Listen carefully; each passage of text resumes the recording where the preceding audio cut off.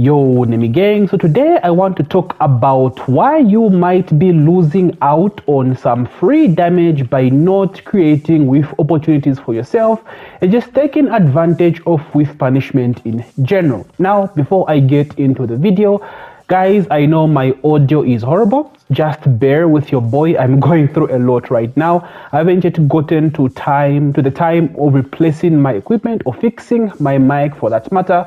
So if you're a man of quality, I do understand. You can click off the video, leave a dislike because yeah, the audio is kind of bad. But if you know your boy, you've been supporting me, please try to bear with your boy. Going through a rough time right now, and I will get to fixing my audio soon, boys. Just give me some time, alright? Okay, let's get back in the video. So whiff punishment. So basics of whiff punishment, of course, you must know your whiff punishment tools for every range of your character. So Lars, for example, here. So at close range, zero range, right? Your best whiff punishment or most efficient or effective with Lars is Arc Blast. Everyone knows this. Sidestep Arc Blast, Backdash Arc Blast, one of the best whiff punishment tools in the game. Jab whiff punishment is also point blank range. So in terms of Lars, you use stuff like 4-2-4 if you have a hard read, right? Or 2-1 as well. Mid range, you have forward back to 1, although this one is very difficult to pull off because if it's blocked, you get cooked, right? You have stuff like down back to 1, nice mid range check. This one is safe on block, or down back, 2-3. Then in max range, you have back 3-4, is go to long range with Punisher. If you have a hard read, you can go forward 2, like go for a get up kick or forward 1+2. So this is the basic 101 of whiff punishment. Know your character's most optimal whiff punish options at every particular range. Now, what I really want to specifically talk about in this video is creating whiff opportunities for yourself. Some people don't really do this, and that's why you miss out on a lot of free damage in this game. Going into a matchup, right, you think to yourself, okay, I should wait for someone to whiff so I can get a good finisher, get some good good damage, combo damage, take to the wall, right? That's a basic 101. But the opponent is thinking the same thing. Okay, going into this match, let me try by all means to not whiff shit, right? So against an opponent at the highest of levels, right, someone prepared, you won't have many opportunities to catch them whiffing, right? Because they're trying by their hardest to not throw random shit in the open. So if you can't whiff punish because they're playing so good, right? They're on form, they're playing out their fucking mind. Like, what do you do? This is where creating whiff opportunities for yourself comes into play. So this involves using moves that have good spacing to bait out people to throw out stuff after that particular move, right?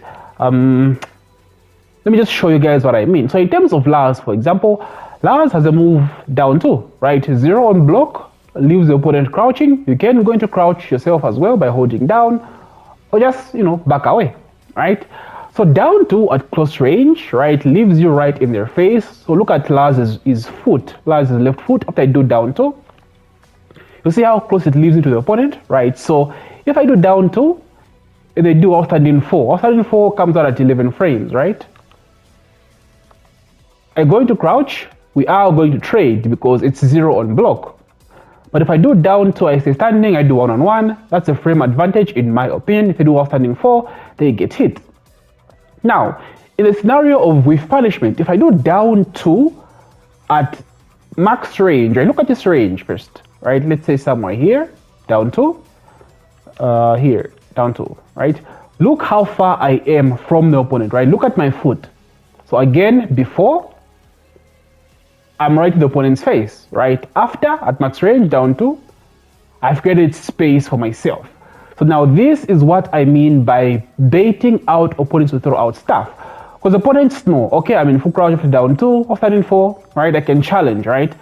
But if you know that, boom, right? Bait them out with the spacing, down 2, then back dash. Create that space. So what happens is that outstanding 4 they'll throw out is going to whiff. And at last, close range with Punisher, we spoke about Arc Blast. So down 2, back dash, arc blast. This is a classic setup with Lars. So just to give you guys a scenario here, or an example rather, right? That's down 2. And we're going to do the same thing, right? Down 2, backdash arc blast. So at close range, look what happens, right? Right? My starting 4 hits him, right? At close range, right? Max range, look at that, right? Punish. So it's all about the spacing, the correct spacing. So this is what I mean by creating with opportunities for yourself. Sometimes people just play out of their fucking minds. You just want to get the chance to whiff punish as much as you want to. So other tools for Lars include forward 4. I really love using forward 4 for spacing because look at this, right? Close range, forward 4, look at that space. Look at that space. A lot of people just tend to jab, right? So forward 4, backdash arc blast. Forward 4, backdash arc blast. But if you know they are going to like just one jab, right? Because sometimes you won't have enough time to actually get the launch because the one jab will recover too quickly and you get punished. So sometimes just instinctively throw out the arc blast after forward 4, right? So it's a forward 4, arc blast immediately. Now this is if you are sure that they're going to throw out something after forward 4, right? So forward 4, backdash arc blast, another example. We have forward 4 plus 2. This one is a bit more difficult because it's -9 on block, so you basically lose your turn, right? So forward 4 plus 2, backdash arc blast. Forward 4 plus 2, backdash arc blast. So this is what I mean by creating with opportunities for yourself. So now this is slightly character dependent because not every character has a lot of tools that leave a space between you and the opponent. So you have to be aware of what tools your character has that can create that little space between you and the opponent. So one of the things with Dragonov is the down forward 1. I think I spoke about this in my last video. Down forward 1, depending on the range, will leave you a bit closer to your opponent. Look at the toe again, look at my foot, right? At close range, so I'm point blank range here, down forward 1, slightly a bit of pushback, right? But if I do it at a certain range, right, maybe somewhere here, right, look at that. Look at that's what we want. We want that space. So down forward 1, backdash. So in Dragonov's case, his go-to with Punisher at close range is down forward 2, of course, right? Not very risky as well. Only -12 on block, as well as back forward 2. These are his go-to, back forward 3. His go-to close range, mid-range with Punishers. So down for Dragonov's case, down forward 1 at the max range, of course, right? Create that space, backdash, down forward 2. You're creating that with opportunity for yourself, right? I spoke about backdash duck in my last video, which is still the same principle, right? You're creating a with opportunity for yourself because you know they're going to mash buttons and whiff stuff if you do down forward at the correct range, right? So down forward 1, backdash, launch. Down forward 1, backdash, launch. Basically, right? Other tools with drag include down forward 4. This one is a bit obvious. More people know about this because down forward 4s are used for spacing, right? Get off me, right? Back off me. So they won't just mash buttons a lot, but someone unaware, of course, down forward 4, backdash, launch. Down forward 4, backdash, launch, right? Back 4, before it was nerfed, used to be the same, right? But now it's -7, so it's not as easy to do. You just do back 4, backdash, right? Back 4, backdash, launch.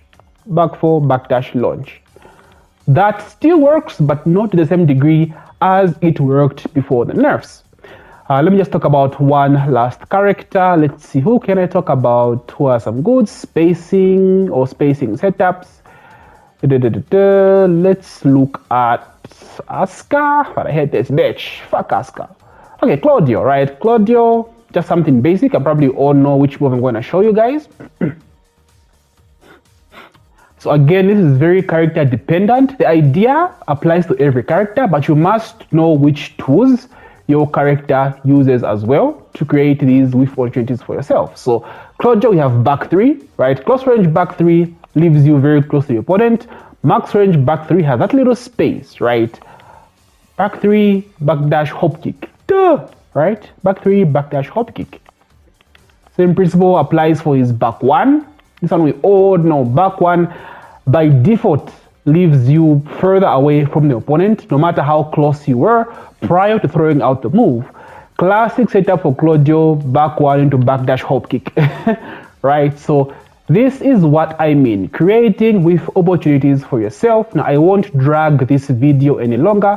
People talk shit that I talk about stuff that doesn't really have to take this long, but I try by all means to make my viewers understand what I'm trying to say. So hopefully this has gotten to you as well, right? So guys, learn your space control. Learn to create with opportunities for yourself. With punishment is some of the most free damage you are going to get in this game.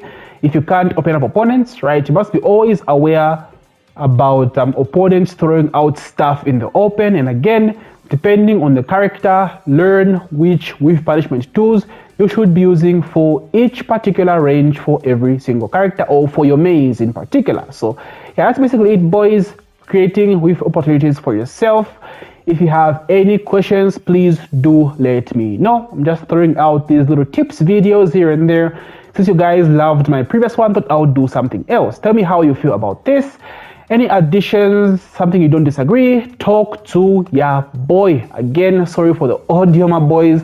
I can't stress enough. Your boy is in shambles. I had to replace my shit ASAP. So just bear with me, boys, until I get it fixed. Anyway, thank you so much as usual for taking time to watch this video. If you've made it this far, please don't forget to do that like button, subscribe if you're new, and as usual, name me game with the favorite be ever in your favor. GG.